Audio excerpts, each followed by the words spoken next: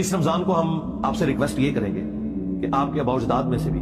شاید ہی کسی نے زندگی میں قرآن ترجمے سے پڑھا ہو، تو اس رمضان میں اگر آپ اعتکاف کا ارادہ رکھتے ہیں یا نہیں رکھتے، دونوں صورتوں میں بجائے یہ کہنے کہ میں نے کتنے قرآن ختم کیے، آپ فخر سے یہ کہیں ایٹ دا اینڈ آف رمضان کہ میں الحمدللہ اپنے خاندان میں اور اپنی نسلوں میں پہلا بندہ ہوں جس نے پورا قرآن ترجمے کے ساتھ پڑھا ہے۔ اور یقیناً ایسے ہی ہوگا کہ قرآن کا پہلا ترجمہ 1920 میں ہوا ہے، پریکٹیکلی تو اب لوگوں کے ہاتھ میں ہے، کسی نے نہیں ترجمے سے قرآن پڑھا ہوا تھا۔ تو رمضان میں آپ قرآن ترجمے کے ساتھ پری ڈیٹرمنٹ رزلٹس کے بغیر پڑھیں، اس کے نوٹس بناتے جائیں، جو چیز سمجھنا ہے وہ نوٹ کریں۔ میجورٹی چیزیں آپ توحید کے حوالے سے، عقائد کے حوالے سے یہ ساری کی ساری چیزیں اپنے پاس نوٹ کریں اور اپنے آپ کو قرآن کے سامنے پیش کر دیں۔ اگر آپ کے پہلے کوئی اور عقیدہ تھا، اب آپ یہ دیکھیں اس عقیدے کو چھوڑیں، وہ عقیدہ فالو کریں جو قرآن کے اندر ہے۔ اور میں آپ کو مشورہ دوں گا، قرآن کا سب سے بیسٹ ترجمہ مولانا مودودی کا ترجمہ ترجمان القرآن والوں نے پرنٹ کیا ہے، ایک صفحے پہ عربی ہے، ایک صفحے کے اوپر اردو ہے۔ تو اگر صرف اردو بھی پڑھنی ہے آپ نے، لوگ کہتے ہیں جی عربی کا ثواب ہوگا، اردو کا 10 گنا زیادہ ہوگا، کیونکہ اس سے آپ کی آخرت بننے والی ہے۔ آپ اس چکر میں نہ پڑھیں، آپ قرآن کو ایک دفعہ پڑھیں۔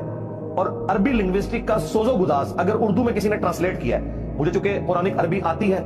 اس لیے میں اس کو فیل کر سکتا ہوں، مودودی صاحب نے اردو زبان میں الفاظ کا چناؤ وہ کیا ہے کہ کاش اگر آپ کو عربی آتی نا تو جو سوز و گداز آپ پہ طاری ہونا تھا نا، وہ انہوں نے اردو میں ٹرانسلیٹ کر دیا ہے۔ اور الحمدللہ ہر بندے کو سمجھ آتا ہے۔ تو رمضان پہ میسج یہی ہے کہ قرآن کم از کم خود پڑھیں، اور بہتر یہ ہے کہ اپنی فیملی کو ساتھ بٹھا کے روزانہ بھلے آپ ایک رکوع ہی پڑھ لیں،